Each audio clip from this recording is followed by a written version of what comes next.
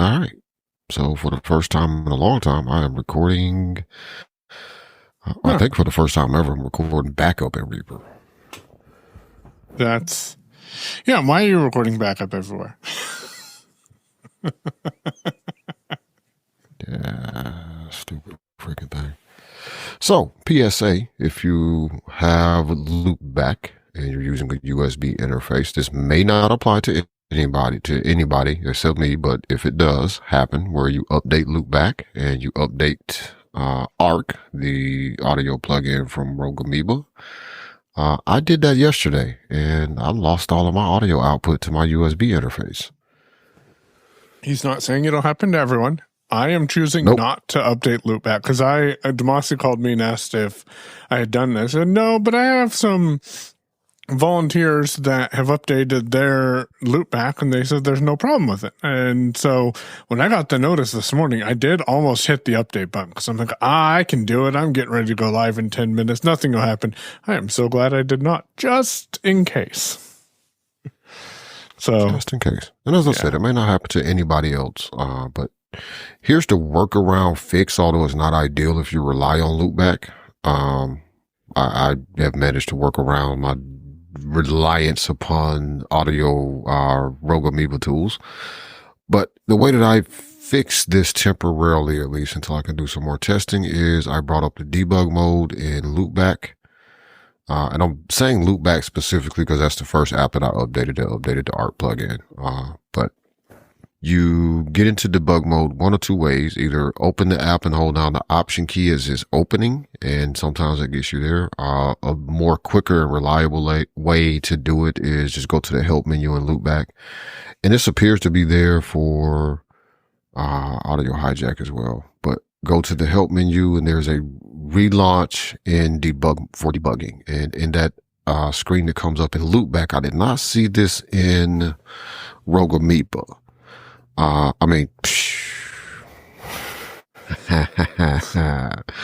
didn't see this in audio hijack, but I did see it in Rogue Amoeba. I did it again. See how screwed up I am when I don't have my Rogue Amoeba tools. I'm going to send them an email, which I rarely do. Like, hey, I've had this problem. Okay. I did not see this option to uninstall the ARC plugin in audio hijack debug screen, but I did see it in Loopback. So that's why I keep repeating Loopback as the thing, because that's the only place I saw a way to uninstall it. You can also reinstall it from there if you choose to do so, or but that's my workaround. So because I don't have audio hijack, I'm recording in Reaper. Did you try to reset to factory defaults? I did not click that button. Because I think all that's going to do is just reset your Loopback to out of the box. Okay.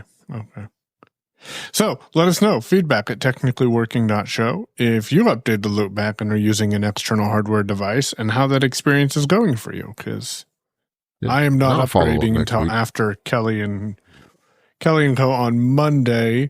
I will probably update then, and we'll see what it does, because, nothing can go wrong. I only need audio on Thursday, so, Look, man, it kind of devolved to a point earlier for me today. Well, probably about maybe 30 minutes before I called you, because that's when I figured out I could uninstall ARC, because I had kind of narrowed it down to like, this didn't start happening until the ARC plugin came up. I tried all cables. Recording worked fine for me. Like my audio was still going into the computer, just nothing was coming back across the wire. But I started trying to figure out how to restore a snapshot. I was like, this is not cool. And I really need my stuff. I am going to do some testing, with the Vocaster if it works, but also the, Zoom, H4, because that's the quickest one I can get to, and see if it happens by reinstalling the ARC plugin and see if it works fine or not. Could be specifically unique to this interface, and like maybe there needs to be a firmware update from sound devices. Have you checked for firmware updates from them? Man, the last firmware update I saw from them was 2016, but it doesn't really require a whole lot of stuff. That's why I'm kind of I was stumped for a while. I was like, what's going on? Well, that's our audio woes today. I think every technically working show has some sort of audio woes. I saw the bot followed me. Oh, yeah. So here's why the bot wasn't following you before. And I only thought about this when I actually went in and followed you from the bot account. Initially, I didn't want anything else in the feed so I could make sure it was publishing the post correctly. Ah, okay. So I wouldn't have to scroll through to see like, hey, did you publish? Because I don't really know how to go see what I posted in Mono. So the easiest way was like, hey, if I don't follow anybody, then nobody's post will show up here. So the only post I will see will be from the bot. So yeah, the bot followed you and the bot also reposted you. I saw that. Yeah, that's I don't remember what it reposted my promo episode or my promo post that ChatGPT. So the bot reposted the bot. So it boosted the post that ChatGPT generated for last week's episode. Here's your secret for knowing that, because I don't have Rocket installed. If there's an emoji in my post, it was probably generated by AI. Huh. I don't have Rocket installed either. Yeah. If I need an emoji, I'll pull it out of LaunchBar. Yeah, that's what I've been doing. Like if I actually really need one, I'll use LaunchBar's emoji search. Rocket was cool. I just hadn't been one of those apps that I was like, oh, I really missed this. Yeah. It's like, oh yeah, LaunchBar has emoji. Speaking of LaunchBar. Yeah. Go ahead. Oh, go ahead. You're speaking of LaunchBar. How the hell do I turn my applications index back on? Let's see. So live in the show, at least not live on the air, live in the show. So bring up LaunchBar, and I think it's Command Option I. Yes. All right. Command Option I will bring up the index. Navigate down to applications. And it should, okay, so you disabled the entire thing. So bring up the applications in that little table. Nope, that does not work anymore. They'll change this window too. I hadn't been here in a while. Okay. I'm going to go into options and see if it's somewhere in options. But I realized not too long ago that I can't open applications from LaunchBar. And I'm like, well, and it's one of those things, I'll fix it later. I can access items by sub-search only. Yep, I was going to say there's that option. Did you uncheck the use spotlight index? It is unchecked. Is yours checked? Check that. Yep. Okay. Because I actually think that's where it gets the info from. I think it intelligently starts figuring out what you want to go to by its own, but I think it uses Spotlight's index to index the things on your drive, the apps on your drive, unless you go in and kind of customize where you want to point it at. Like I think I did add hold on. Now I got to go back to this. Probably cut this part out to show because. See, I have a message past the update indexing rule dimmed button that says this indexing rule is disabled. Let's see. Okay, update indexing rule. 138 items, something disabled. Get info. Nope. What does this button do? That's unlabeled. It allows you to add things. Add folder, system, actions. I wonder if I go into system and I hit applications. It says not yet indexed. Did then I can hit. Did all of your stuff get unchecked? Like all of your applications get unchecked? Oh, hold on. I think I might have just fixed it. Now hit update indexing rule. Last update. Ooh. Last update today at 7:10 p.m. All right. So we'll play with this a little bit because, I need to figure that out. It's not as easy as I would think it would be.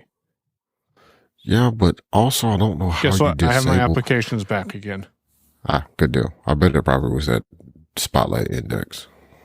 That would be my guess. And then I just had to go and update the indexing rule. But forever, I'm going to hit Command Option A, which allows me to set a custom alias for this app. I'm going to hit D and I'm going to hit enter. And then I'm going to exit out of there and then command space and press and hold D for drafts. And there's my drafts. Oh, things are happy again. Man, I rely on that so much. And I noticed this wasn't working like 2 days ago. And I'll be frankly honest with you. I contemplated reset. It's been a while since I reset this computer, but I don't got time to do that.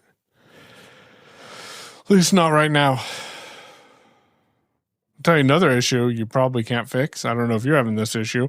When you reply to email, which maybe you haven't done that in a couple of weeks, but when you reply to email, can you navigate your message as you're typing? I don't think I run into that one. Because I just share silence when I'm editing. And yes, I did reset voiceover settings today. Oh, no. I have actually...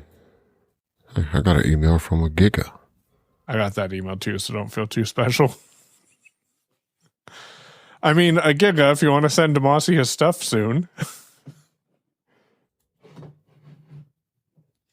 Nope, not saying that. What I have seen periodically with mail, and I'll tell you what really is irritating me with mail also. But one thing I have seen with mail, when editing a message, pasting a link in, you can't read your links. Like, it's super difficult to read your links. I've had that happen. And I have experienced that where I can't really read the message that I wrote before. It's not happening right now. So I don't know what I may have changed. The other thing with mail on the Mac that is really irritating that I do not like, I occasionally will open up an email and I know I'm going to have to refer back to information in said email, but not right at this moment. Mm-hmm. So I'll hit, Command Grav, accent, whatever, and go back to my mailbox window and continue navigating around, right? Open up an email, read another email, reply to it, or just read it and then close the email. Well, Command W for closing the email used to drop me back into the last window I was in. Nope. The message viewer. Nope. Now you're drops you in that first message that you had open, doesn't it? Man, I can't tell you how many freaking messages I've accidentally deleted because I dropped out forgetting what was going to happen. Thinking I'm back in my mailbox, listening, I can just trash that message I just read. Nope, just deleted the message that it opened. That was open. So super annoying. If anybody knows how to fix it, feedback at technicallyworking.show. We will. So I can fix your link issue. Because I had that issue. If you go into mail preferences and then you go to compose, there's a checkbox that says add link previews. If you uncheck that, you should be able to navigate your links like you normally would. Oh man, you just changed my life. Because that was driving me crazy today. Yeah, we are solving problems here today on Technically Working. Hold on. Now it'll keep the raw link, which I prefer because then I can go and edit the Dropbox link or whatever I'm doing with it. Like go verify that the link's actually correct. But a side effect of that is it doesn't just bring in the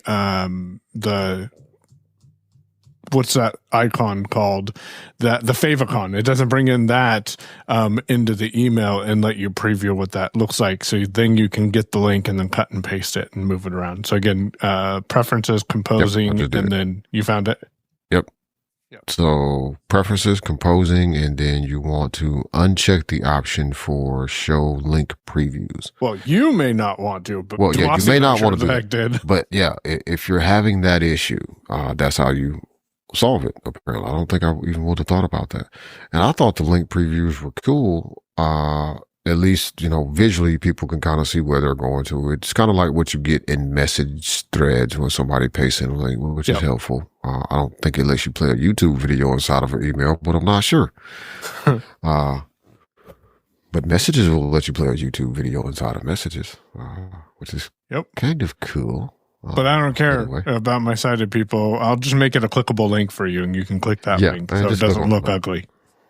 Yeah, because that way I can edit. Because there's been times where I've literally had to write an email 2 or 3 times because I knew I messed up something or forgot something, and I couldn't edit the email because the link was there. Or it's like, oh crap, I need to move that link. Yep. So there's that.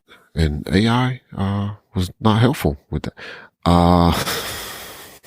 That's surprising because I think I actually didn't look for a solution. Oh, I just figured it was something broken with macOS Mail as usual. Or some decision that, there's no reason that it should be like that. So I just assumed it was a bug, which it probably is a bug, that one of us should report to Apple. Here's what I am going to make.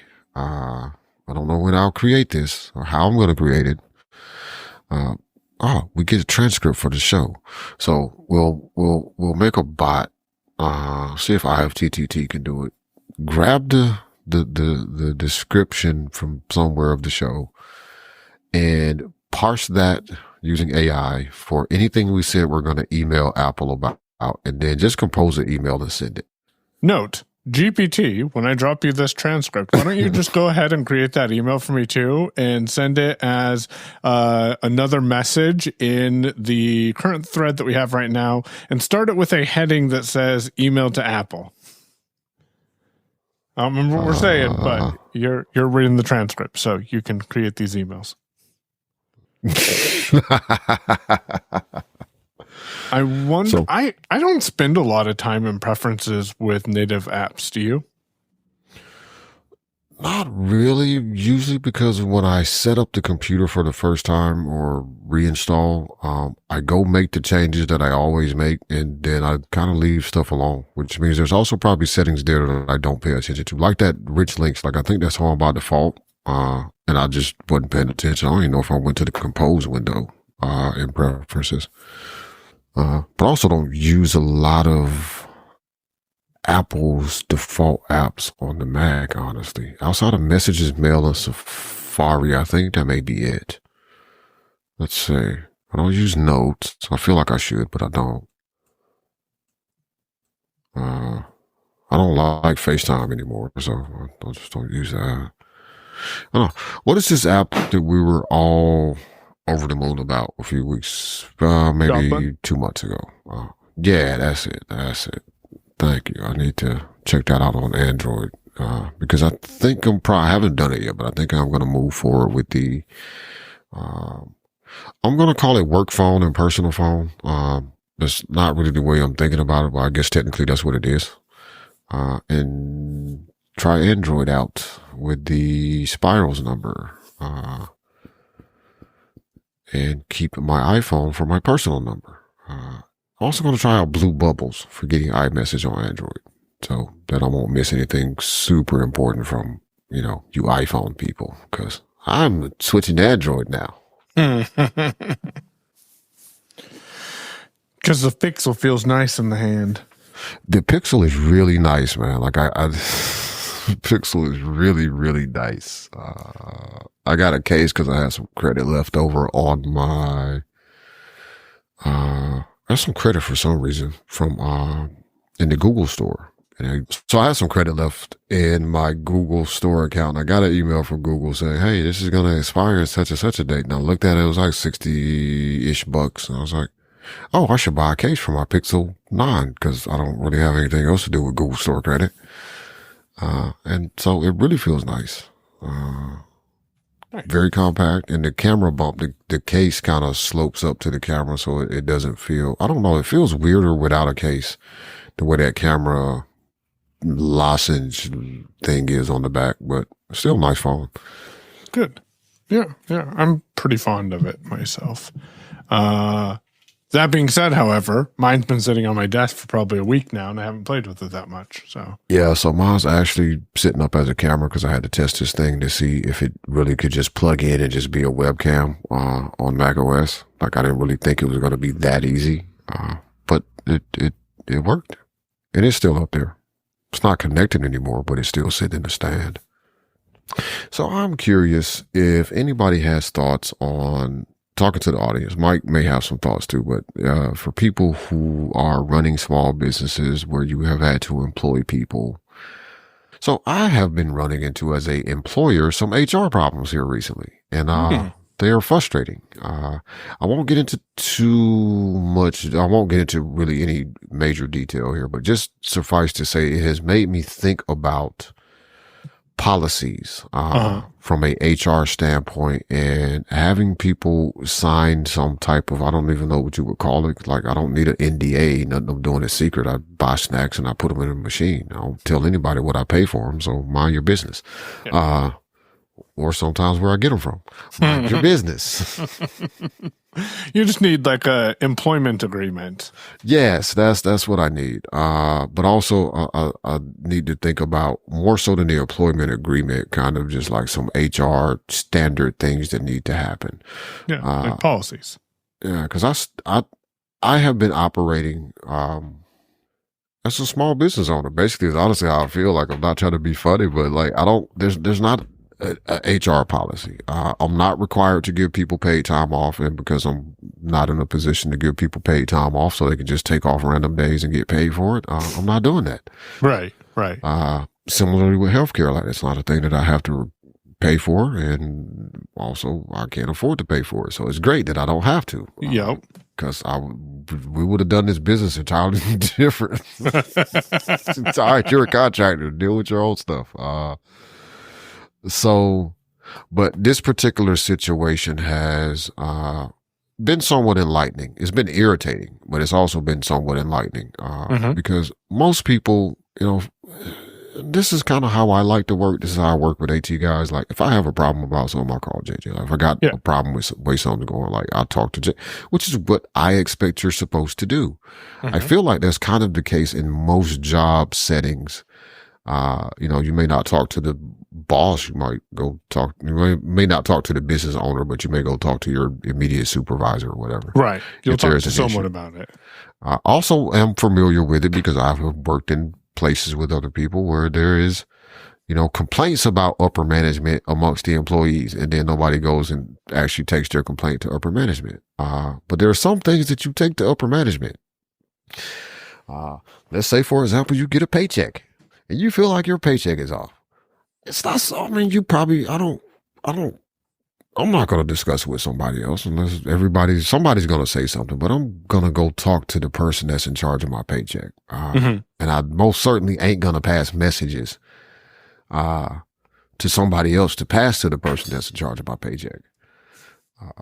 So that's about all I'll say about that. Other than it is making me think that I need to put some systems in place that I was really not expecting to have to put in place. But I think maybe putting certain rules in place, giving people a small policy handbook when they start to work for me, and having them sign an employee agreement if that's a thing that's really necessary. Or just sign the handbook saying that you agree to what you read. Yeah. Something like that. Yeah. Nothing major out of line at this point as far as I'm concerned, but I'm also a stubborn individual. So, my phone still works. And as far as I know, you ain't lost my number. So passing a message to me ain't a way to get me to call you. Unless I know you don't. Unless it's Mike. Maybe you should call Mike. I might be like, hey man, you need to call this person because I'm fine with that in the sense of, like, if you had a reason to feel like I'm dodging you or something, then sure, pass a message, right? Yeah. Now I could have legitimately have missed your call or something like that, but you feel like, okay, I've tried to contact this person a couple of times. I have not gotten an answer back from them or a response. So I'm going to ask somebody that I know will see them or talk to them, routinely to tell them to call me. That ain't the case, at all. But yeah, makes me feel like I need to do things that I didn't expect to have to do. And most certainly not at this point. If it was something that I feel like I would have to do, it would probably be in a different business somewhere down the line somewhere, but most certainly not in this instance. And it's annoying because I don't want to do it. But curious if listeners that are running small businesses have thoughts about this. My thoughts are that I think because some things may be growing a little bit, I might just start getting contractors and not worry about employees. Yeah. Because, yeah. Yeah. The difference in And a lot of vendors I have spoken to do operate as, they hire contractors. Basically. Like the people who are their drivers are hired contractors. Kind of the reason I chose not to do that is a couple of reasons, actually. Number one, I do eventually want to be able to offer people perks and some bonuses. Like right now, like I will, offer an employee a free Sam's membership for a year, right? Oh. If you're with me for 90 days, I'll give you a free Sam's membership as a perk, because it's only cost me a few bucks and it's under my account already. So, cool with that. And I know Sam's memberships are oftentimes things that people like, and it's like, hey, it doesn't bother me. I also don't have, 10 employees I got to go buy Sam's memberships for either. The other reason, but one main reason I really did choose to go and do payroll as opposed to contractors is because I do have, I am stuck by and granted, this is California, the rules could be different here, but I didn't really feel like researching all the rules, and it to me seemed a fair distinction. But if we go back a few years to when Uber got sued in the state of California, because they are classified, Uber tends to classify all of their workers as contractors. Right. There are rules in most places, and there may even be federal rules, but I know for certain in California there are rules. You can't hire a person as a contractor yet and still dictate specifics to them. Yeah, like you can't dictate when they work, and gets down to some minutiae of how they do things in certain cases and things like that, right? So because yes, I'm gonna dictate when you work, because if I want you here at 8:00 in the morning, you need to be here at 8:00 in the morning. Yeah. It's not when you get to it, or when you got time. No, it's be here at 8:00 in the morning, and more likely you're gonna work from 8 to 3 or 8 to 4, 8 to 5 on some days. It all depends. But yeah, be here at the time I tell you to be here. I'm very specific about how I want certain things done. So even though you're the one putting the snacks in the machines, make sure all my stuff is upright. Put the candy in the way I want the candy in there, with the labels going this way, not that way, because that's the way I want it. Don't care if you don't like it. That's the way I want it done. Things like that. So just being on sort of that side of things, I'm like, it seems a little weird. And I also don't want to run afoul of something, thinking about just landscapes and different things that are happening. This is before election. So just thinking about different things that were happening with small businesses, some of the rules that were being changed or trying to be changed, affecting small businesses here in Alabama specifically and across the U.S. in general. Let's try to stay above board as possible. Like, make sure you're doing as much of the right thing as you possibly know how to do, because I'm pretty sure there's going to be something that I did wrong. Let's not compound that problem, was kind of my thought. And it seems fair, right? And if I do it that way, well then, hey, I don't have to worry about me, because let me think about it this way. So, going back to web development stuff, right? I will hire somebody as a contractor to do web design, like do the front end design or visual design or whatever, right? Or hire somebody to create the images or something. That's I'm not going to say a one-off job, but that's a one-off deal right there for that particular site, right? The next time I call you might be 6 months from now. To me, that fits more the contractor style of things. Yeah. Or if I contract with you to produce content for me, let's say write marketing emails or create a podcast for my company or something like that. Other than me saying, hey, I want the show to publish, every Wednesday. Outside of that, I'm not going to tell you when you got to make the show. Yeah. Like, you want to make it at 3:00 in the morning, the Tuesday before it's done. Like, dude, I don't care. Just give me my stuff. There's a deadline. By the deadline. Yep. Other than that, I have no control and no desire to control when you work, how you work. Be responsive in a reasonable way, etc. But other than that, and again, going back to web design. So, when it came to hiring people, I'm going to hire you. And in most cases, I kind of expect you to work every day, right? Or at least 5 days a week, or something. that's, and also have, expectation you're going to be here between these hours. Why? Because I can't get into these locations except between these hours. So if you don't show up to 2, we ain't getting much of nothing done that day. It's not a, we can go fill these machines at 3:00 in the morning if we want. No, we really can't. It's a federal building, man. They ain't giving me no key. It's like, that ain't about to happen. And you know what? I don't even want the background checks that would go with that process of getting the key. But that was kind of my thought process. So I W-2 people, I take out all the appropriate taxes. I pay the taxes. I do all that stuff, which is honestly more of a headache for me, but it seems a fairer way to do something that to me is a different different setting, different environment, from hiring you and saying, hey, this is what I need to do. We agree upon what you're going to do. We agree upon a date. You will have said things done. And then everybody goes off to their own wilderness and do what they do. And occasionally reach out to be like, hey, what about this? That makes you a contractor. Or again, if I hire somebody to edit audio and I'm producing a whole lot of content, or hire somebody to edit video, like that's the thing. And I'm just sending you files like, hey, we agree that, I will send you something and get it back to me within a week. Yep. Because, if I send it to you on this Tuesday, get it back to me by next Tuesday so I can use it next Friday. And that may be consistent, ongoing work, but I'm not controlling when you work. I'm not telling you, hey, I want you to start working on my files at 8:00 in the morning. Like, or, none of that. All right. We agree upon a reasonable expectation and time frame for work to get done. You get paid on the agreed terms that I agreed to pay you, whether it's, half up front and half when you're done, or you invoice me when all the work is done and I pay your invoice, however that goes. So you're not my bookkeeper is a contractor, right?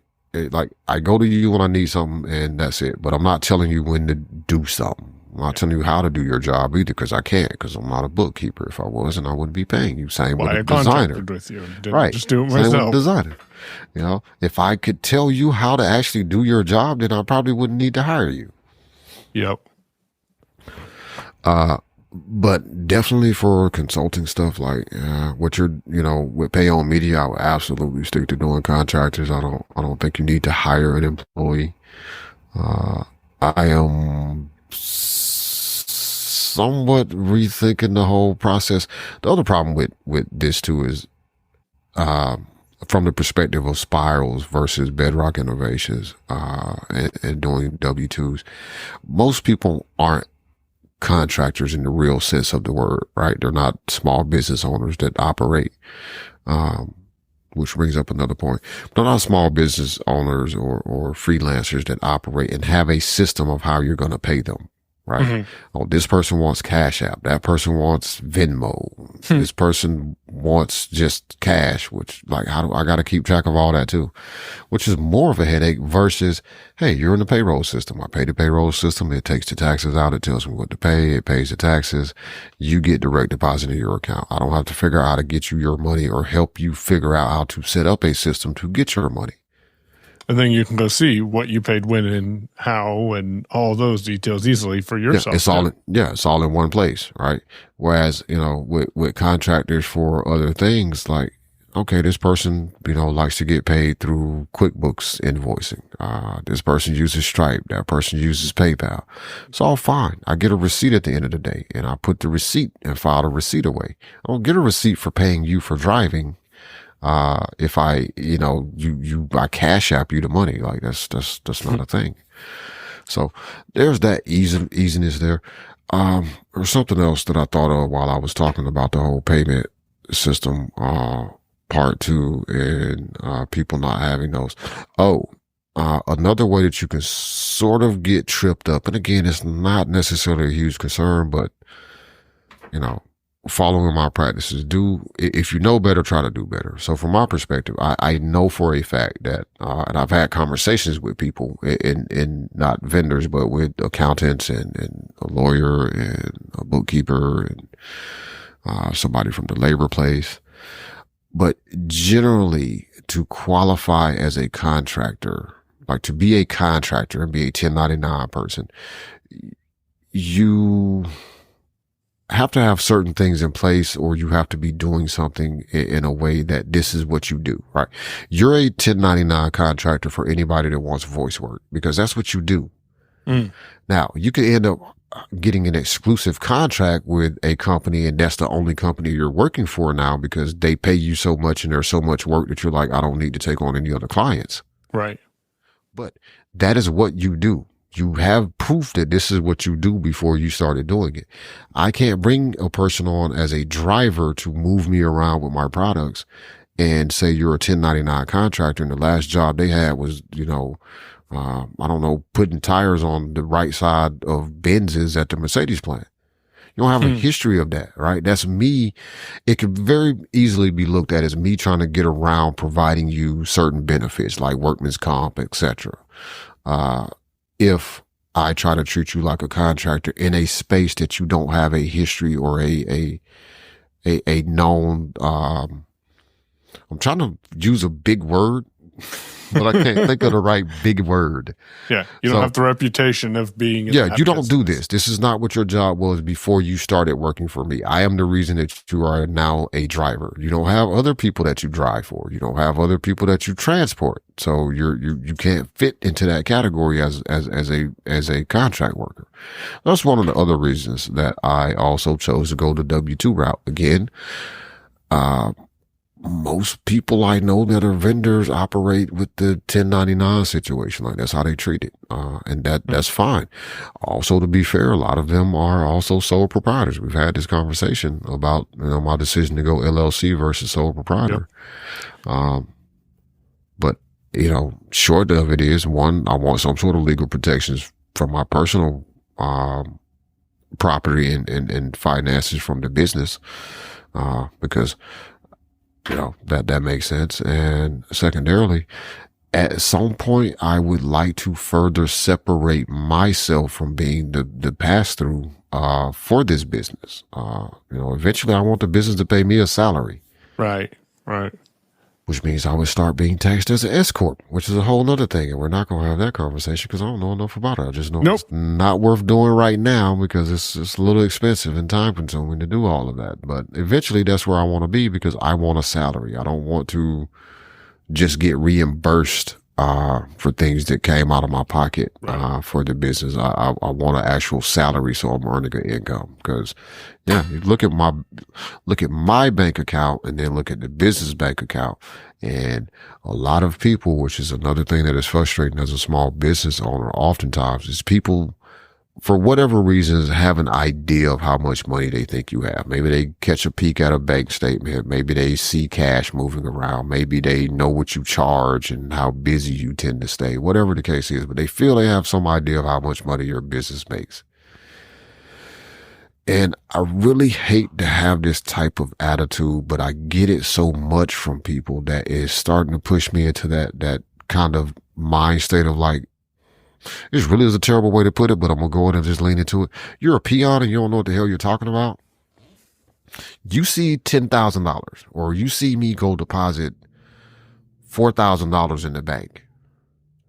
But that's all you see, right? You don't see the invoice for $2,500 that I paid, that I wrote a check for last Friday to Stacey Williams, right? You don't see that invoice, or you've forgotten about that invoice. You were actually present when it happened, but you forgot about it, or you didn't know how much it was because it wasn't none of your business.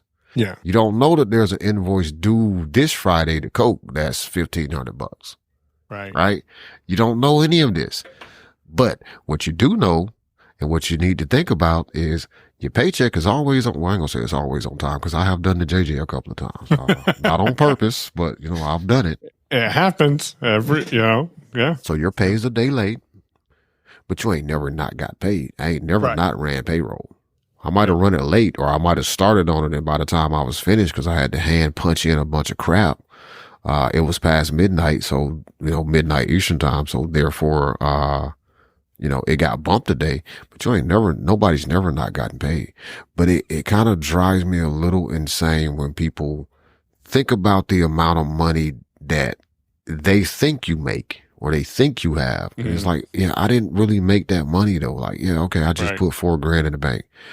but a check just cleared this morning for $2,500. I got to write another one at the end of the week for Pepsi. Who knows when they're going to cash that? So check floating out there for a commission to a place that they still ain't cashed in like 3 weeks. And I'm like, eventually I'm gonna have to rewrite the check because they're going to let the 90 days run. The hell are they doing? Like, will you please cash this freaking check before I forget about it? So I got to make sure I maintain a reasonable balance in my account, because there's going to be a check that I wrote for commission probably to somebody that's going to just sit there. And then one day like, oh, and you know what I don't want is a bounce check. Yep. But it starts to get a little irritating when you're, you know, dealing with people and just for people, well, for Mike too, but for everybody, like I'm not leaning into this particular person that has caused me to start thinking about HR problems. This is just a general thing that I've noticed with people. Right. Yeah. You know, just in general. Yeah, just in general, because people think they know how much money you got. But we those of us who are blind, because I assume, I hope we have listeners that aren't blind, but those of us who are blind, who have or are, or at any point in life have received Social Security, everybody around you and like, dude, talking 20 years ago, people would think your check was enormous. Like you get $5,000 a month. Like, why don't you get $500 a month? The hell you doing? Right. Yep, been there, what done they that. send me, what they give me a month does not cover my rent, let alone anything else. And we talking 20 years ago when I was a 20-something years old, right? And people really thought the checks that we got on Social Security, well, I don't understand why you doing this and why are you trying to find a job? You get a check. Man, if only. That check don't even cover the rent, bro. Like I'm short on the rent with the check. So you want to buy the stereo? Right. That's a line that I've used before. Oh. Look, man, you want to buy a CD? Got a mixtape? Yeah. That new unnamed artist CD just came out. I got that. 3 for the 10.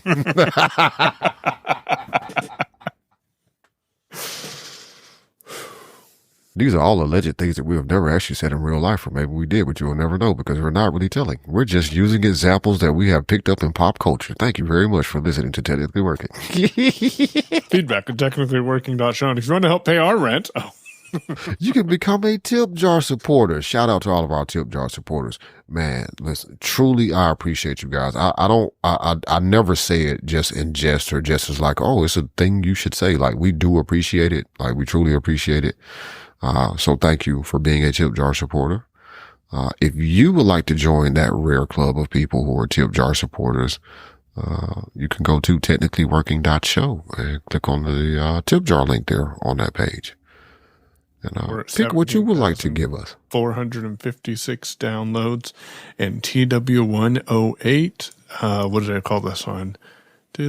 Oh, the sound devices return was published 4 days ago. That's why I reposted that post, because it's like, what did it say? Some of the sound devices again. And I was like, oh yeah, I gotta post that because people gotta go find out like what that was all about.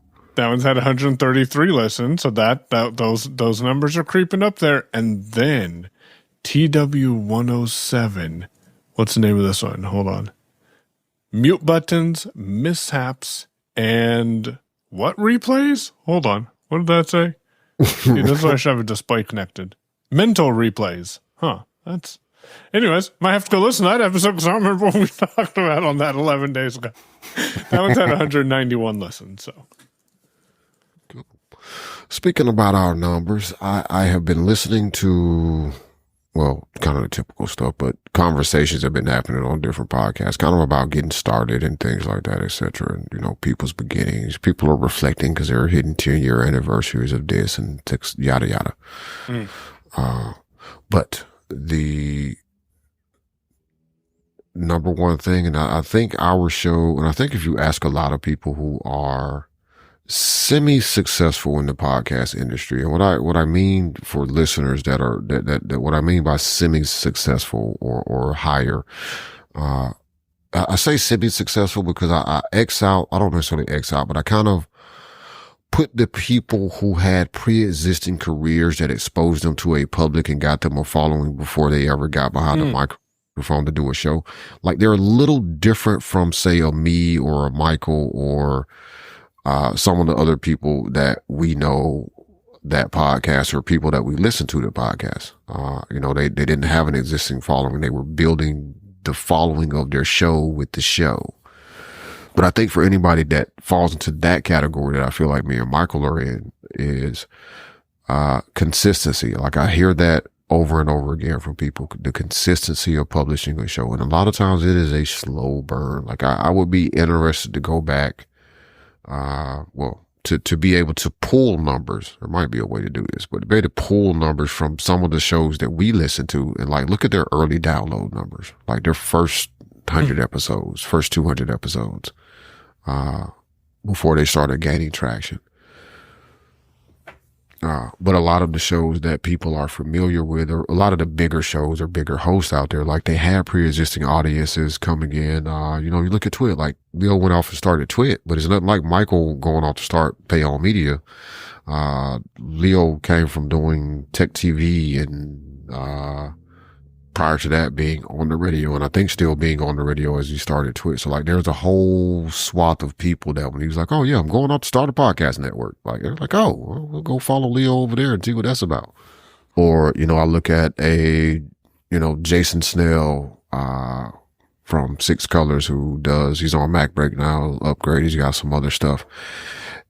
He wrote at Macworld, still writes for Macworld columns every now and then, I think weekly or something, but he used to be the editor-in-chief for Macworld. Like he's a big Apple guy. Like everybody knows this guy for being an Apple reporter. So again, there's an audience that's going to follow him when he moves or launches a new product that is kind of built in. It doesn't mean it's easy. Like it doesn't necessarily make the podcasting part of it easier or keeping that audience easy, but there's already name recognition in the industry that he is, podcasting about, because he didn't, stop doing Apple stuff. He was like, oh, I'm going to go become an Android podcaster. Like, no, he's still talking about Apple. He still gets gear from Apple. So a lot of that prehistory or pre-career before the podcast thing started for him is built in. And even then, he's a person I've heard say like consistency of publishing a show. Like, you got to find your audience. We do absolutely, we do absolutely no marketing. Nope. Well, I was going to say a little, like 0.1% marketing or something. That didn't quite sound right when I was going to say it. Because you have on occasion posted stuff, in Top Tech Tidbits. Yep. Top Tech Tidbits. I think I've consistently posted 3 episodes there in a row, and then occasionally in the past. So there's been that. And then when I remember, I'll drop a post on Mastodon. Well, that's why we got a bot. Wow. All you got to do is repost the bot. But I can look at, I remember the first time you dropped, and this was early, like this was even before we got to episode 50, you dropped, it might have been around somewhere between 15 and 30 episodes in, you dropped a thing in that newsletter, Top Tech Tidbits. And we saw like a significant boost in downloads, after that post, and it didn't immediately drop back off. Like it slid back down a little bit, but not back down to where it was before that post happened. So there's that. And again, just reminding people, and this is the year we're supposed to work on marketing. It's just so much AI stuff going on. It's like, I don't got to find somewhere to fit in now. Like, Jesus. So you turn around, there's a new model that does this and a new thing that does that. And oh my God, this guy has said he is going to lay off. He's firing all the contractors, and you better use AI. I'm using AI, but I still need contractors. There's so much stuff I don't want to do that I don't trust AI to do yet. I was looking at the DM series because I can pull those numbers too. And 3 years ago, 88 episode downloads. 2 years ago, 96 episode downloads. Like, I hope that Technically Working has more than 200 downloads of content 2 years down the line. But like, I can't speak for you, but I would have been happy if we hit 100 downloads in the DM series. And there were a couple of episodes that did towards the end, but really that 78, 86, 92, those numbers are what we expected with that show, but bringing consistency helps. I'm going to jump over here to another show that I manage, and I'm going to share some actual numbers here. We've published 444 episodes to Unmute Presents. Total listens is 134,947 downloads. And then I go look at the most recent episodes. So Chris published At Your Fingertips, Fidget Tools, Fun Gadgets, and Braille Input Devices. Can you tell AI wrote that title? Published 2 days ago, and there's been 278 listens. Or when you go back and look at this Shell Phone, I want to talk about Shell Phone Show in a moment too with numbers. When you go look at the Shell Phone Show episode that was published to the Unmute podcast feed, that one's had 278 listens. But then when you go back and look at Digital Bytes, for example, which we can categorically tell you this is the most popular content on the Unmute feed. And frankly, I just need to get off my rear end and make it happen and put it in its own podcast feed. You can go subscribe to it right now, but like the content's 2 months old. I need to get the rest of that content up there. I think I've got like 47 out of 65 episodes up. But that one has had 338 listens. And then, of course, the last one that I'll mention was an episode that I posted last Thursday that says, if you like this, find Technically Working in your favorite podcast feed, favorite podcast app. And that one on Unmute has had 344 listens. So it's consistency, I think, that's helped at least with Unmute get those numbers. Now I want to see those in I'd like to see 1,000 downloads on episodes. We have kind of slid down the consistency a little bit. I would confidently put burnout as one of the reasons. And that's something that we're working through on that one. But I pulled up Shell Phone Show, and that is a very niche, very targeted show. And under total listens, we have 17,794, which is that's a little bit more than Technically Working has had. And we've had, how many episodes have we published? We've published 77 episodes. So that average download number for that content is a lot different than what it is for Technically Working or Unmute Presents. I'm looking at Shell Phone Show. What's this one called? Tackling Zoom on your Blind Shell Classic 2 or 3, where Adrian went in and showed you how to jump in there and do a Zoom room and get involved and raise your hand. That one has had 138 listens. And honestly, I'm shocked every time I look at those numbers for Shell Phone Show, because that is by far a very niche show, and the audience is dedicated to listening, and they appreciate the content that comes out. And I'm not as consistent as I should be on that.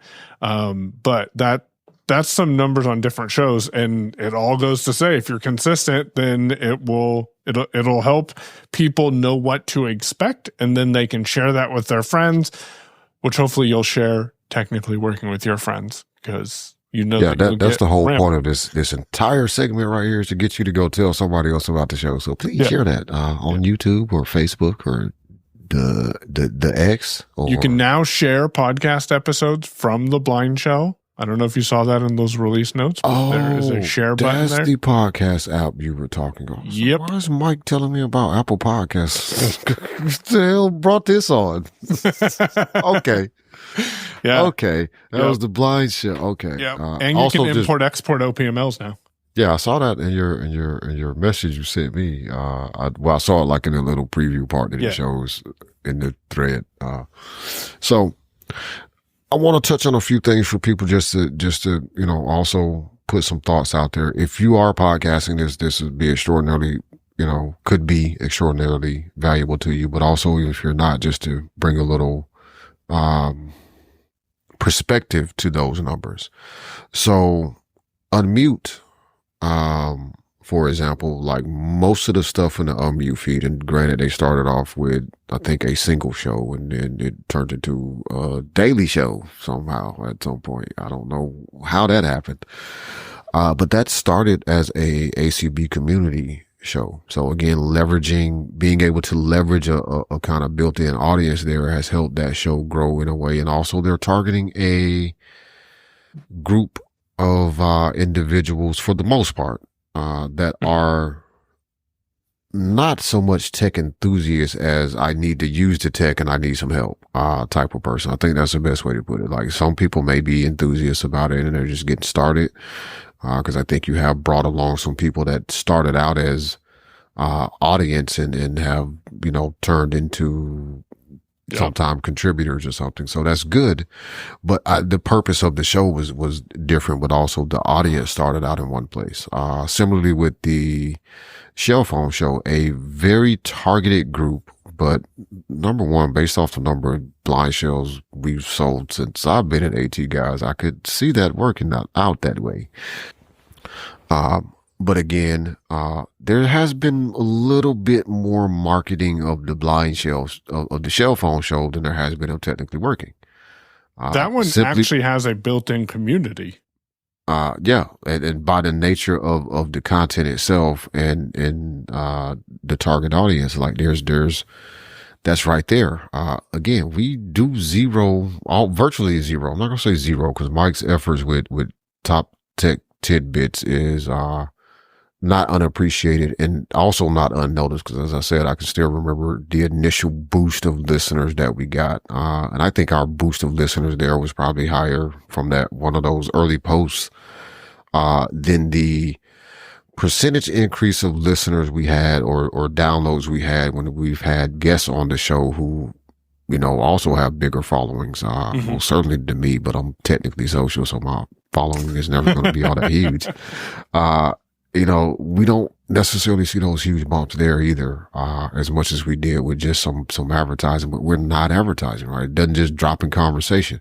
Oh, well, if you're having this problem with your blind show, go check out the Shell Phone show. Like that's boom. Now the question is, I want to preface this by saying I'm not quitting podcasting, but I will tell you, as I was getting ready for today, it crossed my mind, do I want to keep podcasting? Like, is podcasting really because it takes a lot of time. People think, oh, you just sit there and talk for an hour and a half. And really, we do. Frankly, I edit the shows. Anyone who's listened long term knows that there is a lot less editing going on now. But still, it takes time and it takes mind power or brain power from doing other things to produce podcasts. And I said, I do want to keep doing podcasting because it's something I enjoy doing, sitting behind a microphone, talking, hoping that I'm reaching an audience, and then looking at the numbers and saying, we are reaching people, and those people enjoy, for the most part, content we produce. And their keyboards don't work because they don't send feedback to say, hey, that was great. That too. Or, that sucks. I just figured it's because I didn't set up the feedback email on my Mac yet. We actually have not gotten, but granted, we have some dedicated listeners for sure. Yes. We have gotten feedback in the past. We're not ignoring anybody's feedback, and I promise we're going to get to that smart home stuff. I'm probably going to buy a Tailwind garage door opener, by the way. Oh, okay. I will get the real name of the smart vacuum that we have. We call him Sniffy McGee. Yeah. Our washer is, what was it? Washi May. That's what it was. And desert spinner for our dryer. That's just Washi May. Man. But yeah, we get email from time to time. Some of our most active feedback people sometimes just get super busy. Yes. Been a while since we heard from Scout, but or Shazad. Yeah, I hadn't heard from Shazad in a while either, but people get busy. Look, I'm terrible about returning phone calls or text messages, so I ain't talk about nobody not sending an email because everybody got life. So now for our show, because this is a thing that we're sharing these numbers because this is a part of us being transparent, and we also talked about, a part of technically working. Yeah, we're generally, unfortunately, we subject people oftentimes to our catch-up conversations because we ain't talked. So that's been a large, that has been a significant part of quite a few of our, especially I would say over the past year. I think a lot of our shows have been more leaning towards that. But we try to drop in tidbits where we can. We've talked about how Mike uses AI, how I'm using AI, AI. I know people are tired of AI. So if you're really tired of AI, you can use your AI to send an email to feedback@technicalworking.show to tell us that you're tired of us talking about the AI. The AI. What about the AGI? Don't have anything to say about that. Perplexity, man. Check out Perplexity. Have you checked that out yet? I have not, sort of, because I don't know about Perplexity. Wait, what am I checking out with Perplexity? They're doing Perplexity is the one that's managed to kind of outsmart some of the Siri stuff on the iPhone, right? Like, you can say like, send an email to Mike about wanting to schedule a meeting, and we'll get drinks at this place on Wednesday at 5 p.m. And you give it that information, and it'll compose the email, have you read it over, and then you hit send and send it, and it types it out, which I think is interesting. I have Perplexity Pro, not because I pay for it, but because Zoom gave it away to some of their customers at the end of last year or earlier this year. I don't remember when. I don't have Perplexity on my phone. I keep meaning to go download it, but I'm like, another AI app? I don't know about this. So the app is kind of rough. Is it? Well, when I last was using it, it was kind of rough. Not as bad as Claude, but also with... kind of like you, I'm getting a little burned out on the AI apps. And yeah, man, cough button. Amazing. He actually used it this time. So another thing, so Perplexity was interesting to me when I first heard about it, partially because initially it was like, oh, it lets you use all the models. And I was like, oh, cool. That's one subscription. I can just switch between them. There's features you don't get, which I very quickly realized because I started researching. Funnily enough, with Perplexity, I was like, hey, what can't Perplexity?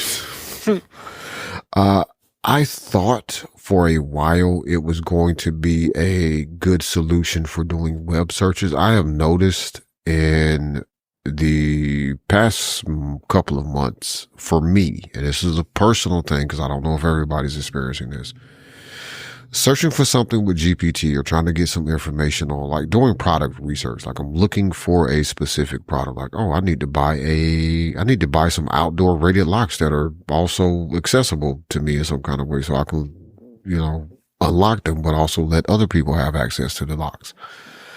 Looking for something like that. Perplexity doesn't seem to have been, as of late, giving me as much detail in its initial response as I feel like I get back from ChatGPT. It's also the UI. Like, I'll be hands down, I prefer the ChatGPT UI because at this time, and I'm using air quotes here, at this time, it's so much cleaner because they aren't stuffing it full of ads or other things, and you know what to expect. Other AI tools, even if you tell it to say, hey, start all your messages with headings, it still doesn't do that. And so like ChatGPT, they've built that in. I know what to expect. I know how to navigate it. And another thing is ChatGPT, I say this cautiously, but I think you'll understand what I mean, knows me and knows what I want and how I want my stuff. I knew he was going to say that.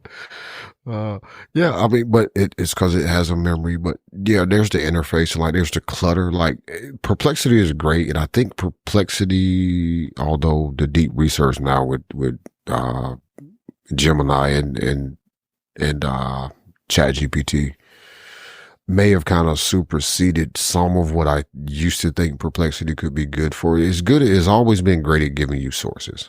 But oftentimes I feel like they give short shrift to the actual content that I'm looking for to show me a bunch of links to where they got the data that I did get from. And like, I'm not getting the thoroughness of answers, and I don't want to do a whole bunch of follow-up. Like if I wanted to do a whole lot of follow-up, I'll have 17 tabs open. But yeah, no, I know what you mean about GPT getting you because it flipped me out. Didn't really flip me out, but I was like, that's amusing. It remembered that from a long ago conversation, when I don't even remember what was I looking at? Air conditioner solutions, for the office. And somewhere at some point doing some research, and even GPT, when I was asking about, okay, give me some options for cooling this size space. And bonus, if you can find me a solution that will work, that is under $1,000, that can do heating and cooling. And it gave me a couple of different options, essentially. So the high level of it is, I got window unit air conditioners. I got portable air conditioners, mini split, and what do they call it? Evaporative cooling was the option. And it threw in evaporative cooling. It says, I'm putting this here kind of for thoroughness, but because of how this works, this creates a lot of humidity, which is not going to be great in Alabama. I said, yeah, it also, yada. I was like, oh, so you remembered that I'm in Alabama. Okay, cool. There was something else related to vending where I was asking a question. I really don't remember what this one was, several weeks back. And it got down to a point as it was giving me the details and kind of in summary, like, yeah, this is great, blah, blah, blah. But, for your vending business, this might not be the best solution or something like that. It was kind of its summary. And I was like, it's interesting that you remember that too. All right, cool.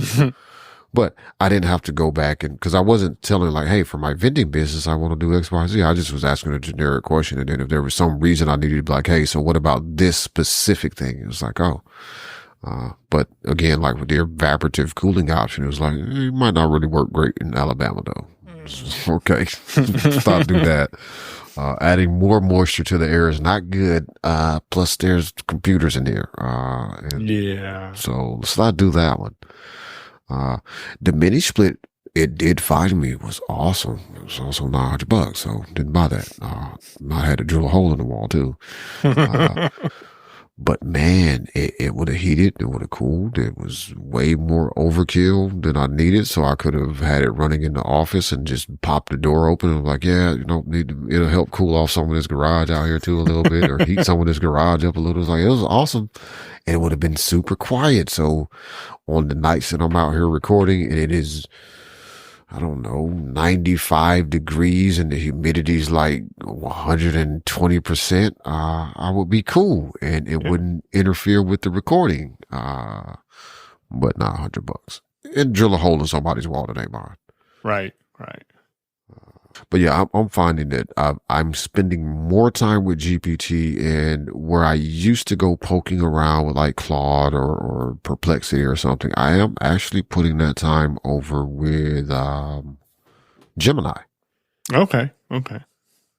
Did you get your Gemini Pro free? No. So you should have this when you signed into your Pixel. You should have gotten an email that offered you Gemini Pro for free. If you don't see it, download. It should already be downloaded actually. If you didn't delete it, open the Google One app. Okay. Even on Workspace or on Personal? Well, that's the thing. I wonder if maybe you didn't see it because you're on Workspace. Yeah. But I have a personal Google account. Maybe I'll try signing into it, see if they say anything. Yeah, try that. If you don't get it, because I did sign in with a personal account. Okay.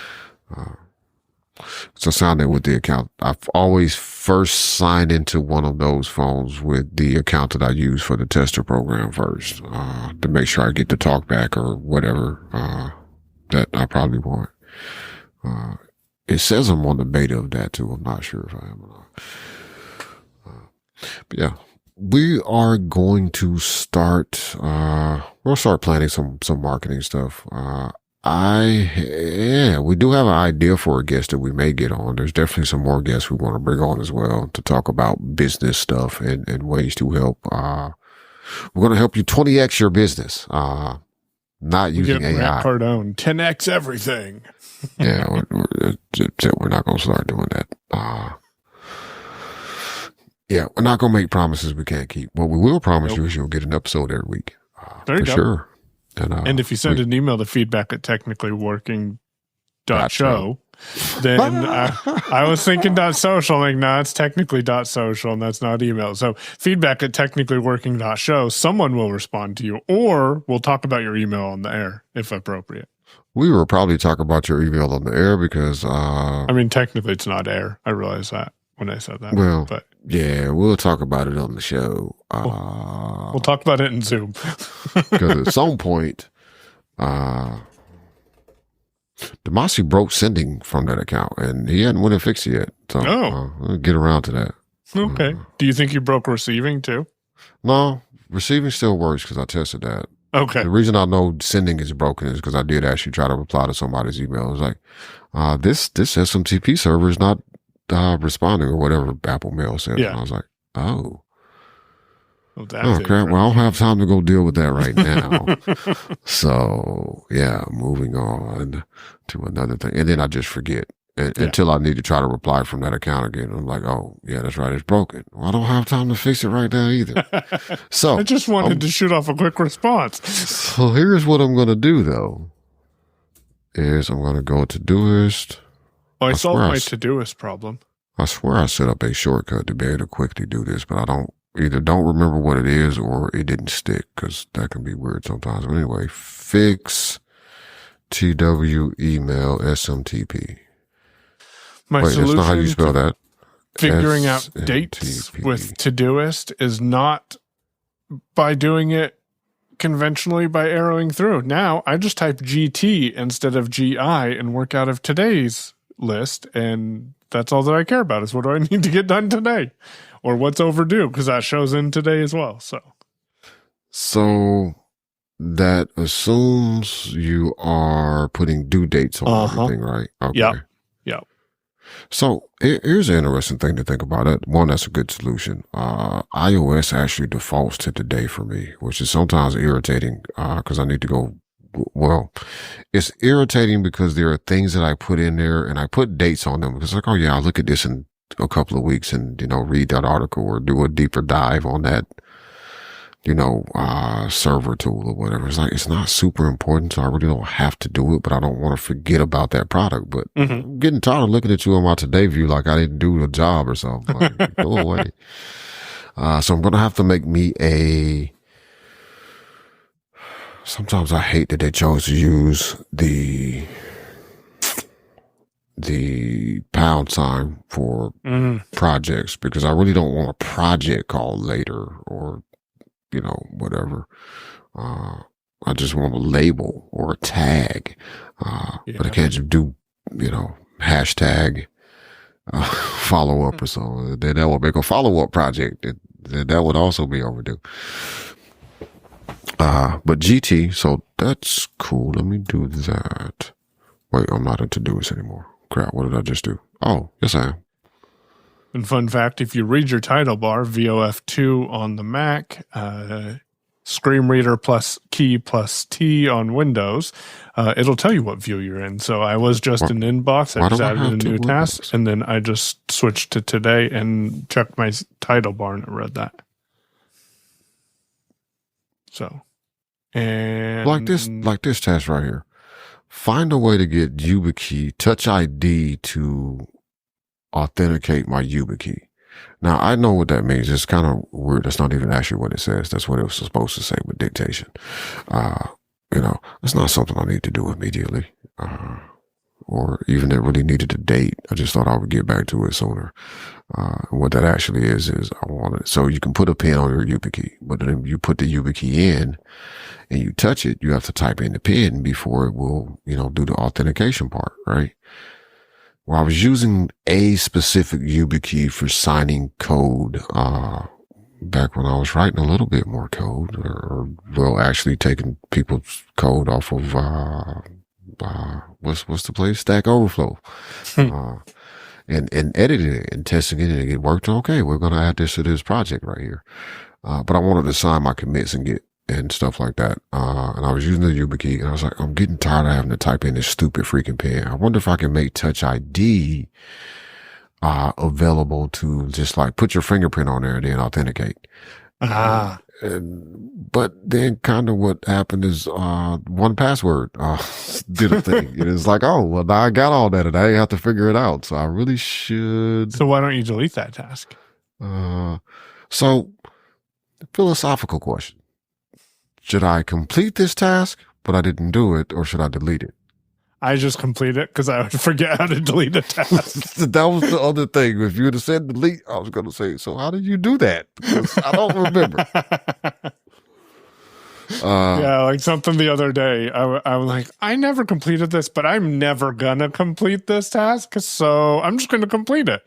And it's helping me with my streak. So, I mean, I am sort of cheating. See, that on that kind of streak. Seems like you're cheating, which is how I Just feel about just a little bit. Kind of how I feel about having just completed that task that I didn't actually do, but I really don't know how to delete a task. So if you know, you can use the hashtag technically working. Like, yeah, this is how you delete a task on the Mac with Todoist, without me hitting the return key and doing all that type. See, I thought about that, but that sometimes doesn't work when you expect it to. Yep. And then it does pop up a little dialogue that says, are you sure you want to delete this? Oh, man. Yes. See, now that just irritates me. Don't ask me. Yep. Where you can just complete a task with one keystroke, E.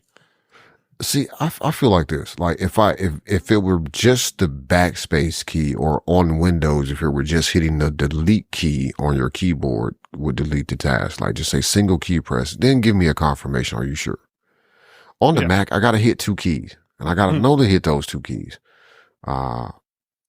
So I got to hit FN backspace. Like if I do that, like just delete the freaking thing. Well, you know what? Some Apple extended keyboards actually have a delete key, so I guess that's fair. So yeah, stop writing that email. You're going to tell us that because I just figured it out. If I had my full Apple extended keyboard, there's just a random delete key. Fun fact for you Windows people who have never used a Mac before, the Mac on the laptop layout keyboard especially does not have a forward delete key. Natively, you have to use the FN and the backspace. Yeah. Mike's like, yeah, nobody cares. Well, I went back into, because I'm using the MX keys, and it has the 6-pack here, and there is a key in the delete spot. I don't know if that's actually a delete key, but it does not delete tasks. Well, you have to press VOK and then press the key and see what macOS thinks that key is for. Forward delete. Yeah, I kind of realized that with some keyboard I had too. There was not an Apple keyboard that it didn't work there either. You still had to hit FN backspace to make a forward delete, which is weird. Yeah, the worst part about it is, oh no, it does work. I was going to say my function key doesn't work. I need to fix this. So my function keys are the way they should be. They don't adjust hardware on the MacBook, but you have to hold the function. They're opposite of each other on this external keyboard and on the internal keyboard. And I use both keyboards regularly now. So there's a bug. I think it's a bug. Where sometimes external keyboards, you either can't fix that in macOS settings or it doesn't actually change anything. Gotcha. So try it and let me know if it works, because that'll also answer a question that I've had about a AT Guys keyboard that doesn't change. Also, well, actually, my folding keyboard I got from ProtoArc too. Like it does not respect the setting in settings. Yeah, I think it's a macOS issue, but I will check it. Well, everything's a macOS issue. Man. Yeah. I mean, these terrorists, they're the fault of macOS. So on that note, I think we're wrapping it up for this week. Remember, Trump and Cook are friends. They're getting along. So, hey, so you're taking it too far. You're taking it too far. Nope. Ain't going down that road. All right. We want to thank everybody for listening. This has been Technically Working episode 109. I have no idea what the title is going to be because we don't do that fancy thing where we have a live chat room where people suggest titles to us. We could, though. If our listeners wanted that and they would tell more people about it if we had that, then maybe we would.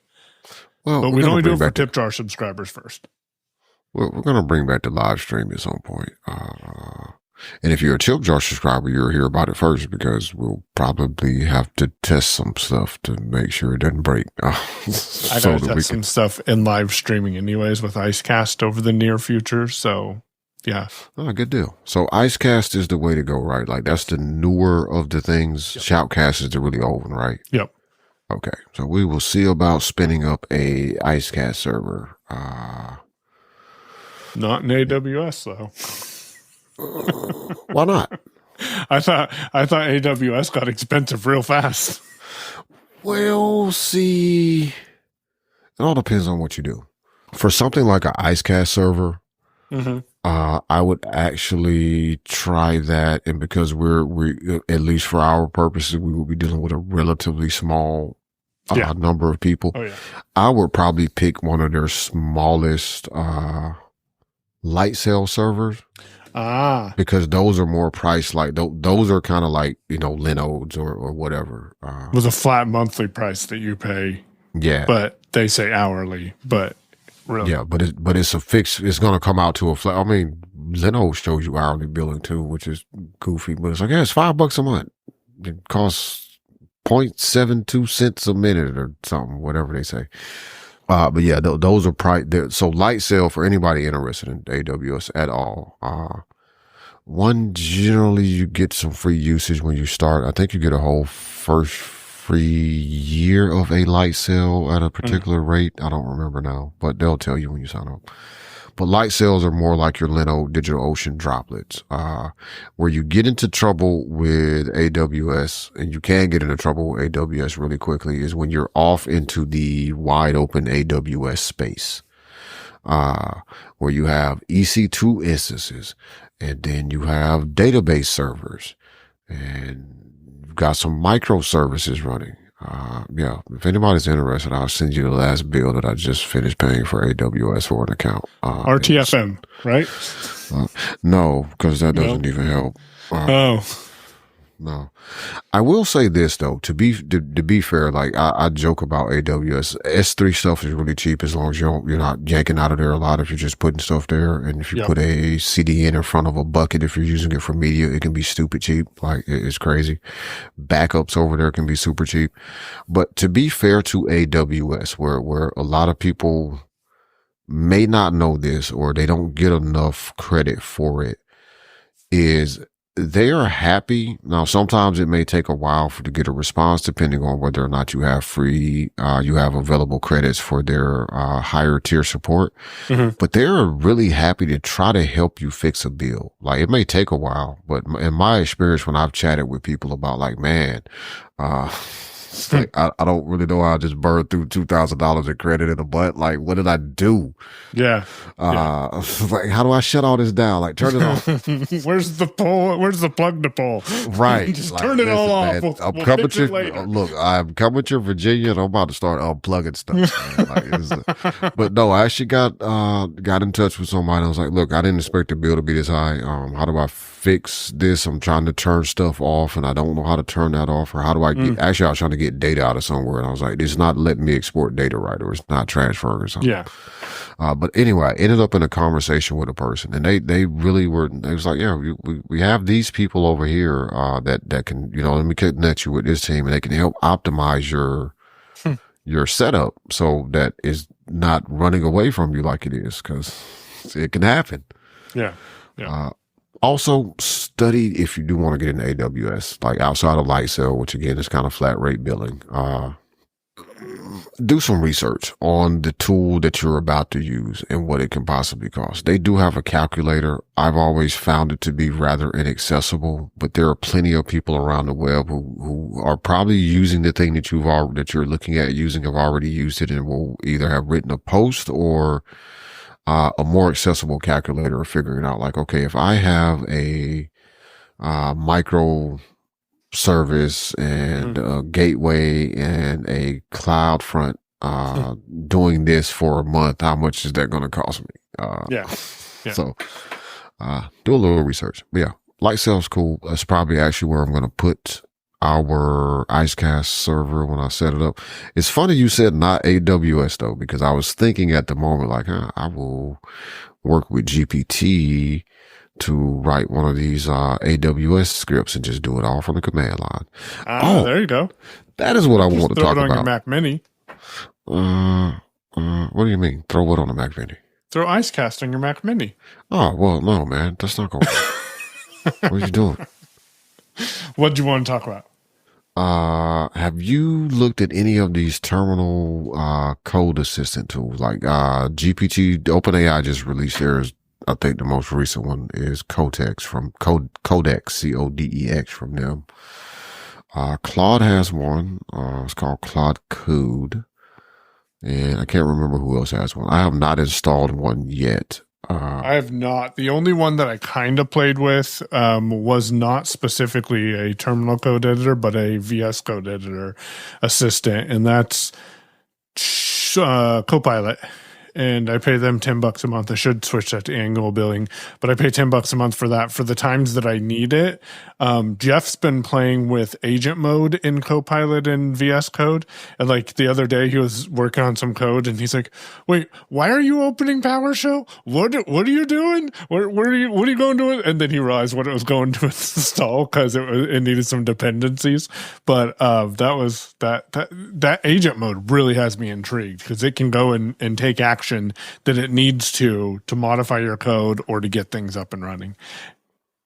And then he ran into an issue where it didn't know how to do something. He's like, I had to actually go read documentation and code stuff manually. Like, man, who wants to do that? Right? Look, just give it the documentation. Look, go read this and educate yourself. Jeez, I thought you scraped the whole internet. What you do? So the command line tool editors, I haven't used any of them yet, like I said, but I'm gonna try out probably the GPT one, or I could try out the Claude one too, because that will. My understanding is that can go through your API credits, or it can go through Claude with the web interface account. But Claude has $100 a month plan. Did you know this? No, I didn't either. Well, until recently. GPT has a $200 a month plan, so. Yeah. Anyway, we ain't doing that. But No. I will play with these. But they can do similar things. You can either have it, make code suggestions, or have it just go off and do a thing for you. You kind of set it and configure it. I do need to play more with Copilot because I am paying for it. I actually used it for a while, and then I kind of got away from VS Code because Mike was like, "Oh, you gotta check out Cursor," and I installed Cursor, and I was like, "This is weird. I gotta come back to this in a minute." Yeah, I don't just have go time. back to VS Code. And then I asked Mike a couple of weeks ago, like, "So you want to talk about how you're using Cursor?" He's like, "Yeah, to be a short conversation." I'm not. What? What are you doing? Yep. Yeah, I think I'm gonna start using VS Code in Windows. I still kind of don't like the Mac app. But Yeah. also kind of don't like Windows, so kind of using it over there makes a little more sense. And, hey, Windows is a lot better with my little hacks that Steven gave. Oh man, listen, Windows is great. Like I was in Shopify in Windows a few days ago. Like when I broke the shipping thing, I was in Windows. Don't blame it on that. Jumping around, getting stuff done, though. Well, I could navigate the little drop downs a little better than I could in macOS, so there's that. But anyway, thanks to everybody for listening. If you're on the Mac, yes, I feel your pain. It's wonderful and horrible and great and terrible and terrifying and frustrating and exciting. Exciting and still the best place to be. It's kind of like having a kid, I guess. Right down to the diaper changes, because macOS, Apple, there's some over here too. Just saying. All right, we want to thank everybody for listening to episode 109. We will follow up on the code generation stuff probably next week, because we both probably got code to write this week, and we got to check in on Mike's script. We'll do that next week also. See how that's going with the Google app script. But thank everybody for listening. 109 has been the episode. This was, I'm not going to tell you what it's about because I might be lying. Once again, thanks to our tip jar supporters. Thanks to everybody who listened. So every single one of you who downloaded episode 108, thank you. And we hope you enjoy 109 and tell a friend. truly tell us what you want to hear on the show. If there are things or topics you would like us to discuss. For you new people, let me give you the quick summary of what this show is really about. Oh, I'm excited to hear this. This is the Technically Working is the show where we are talking about the intersection of life, business, and technology. Ooh. Clip that AI, turn that into a post. I like that. One day you're going to be able to actually say that, and then a thing will just happen for real. Unfortunately, at this point, you're going to have to go feed the transcript somewhere and then tell it to find that part. Find all the points where I addressed AI and take the actions that I told you to just prior to that. See, I think just after that, not prior to that. Well, I mean, no, yes. Because you said AI just after. Thing. Yep, just after. Yeah, just got to get that pattern out. And then you probably feed it to like ChatGPT. I'm like, yeah, do a thing. But yeah, that's what the show is. And what does that actually mean instead of just being a bunch of words I put together? Well, me and this guy, Michael Babcock, we both run small businesses. We both work for other people from time to time. We both have families. We both have interests. So we talk about those things and trying to manage them. Sometimes the show is going to be about things that we're, messing around with and figuring out and learning. It might be about business struggles and HR problems. Could be about how do you fire a person without being a jerk about it. So yeah, tune in.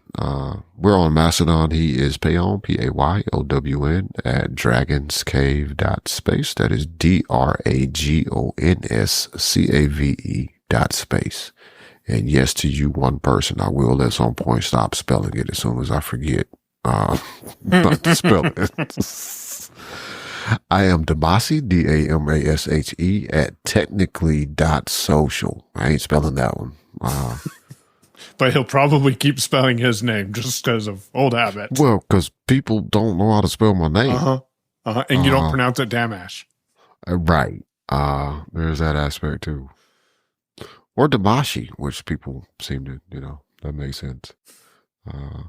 Shout out to Laura. The bot. You can follow the bot. Right now, all the bot does is it posts the episode and the link when the show publishes. Reposts me. And it has reposted Mike absolutely once. The bot does not even follow me, which is good because I don't post all that often. But follow the bot if you want to get notifications when the show goes live. Oh, I'm not telling the whole truth. The bot will also occasionally post a link or something that we talked about a thing in the show, and like neither one of us could find the link at the time. Yeah. So follow the bot. It'll keep you updated. It's a very low traffic follow right there. Yeah. So maybe we'll get the bot to automatically post when we're live on Icecast.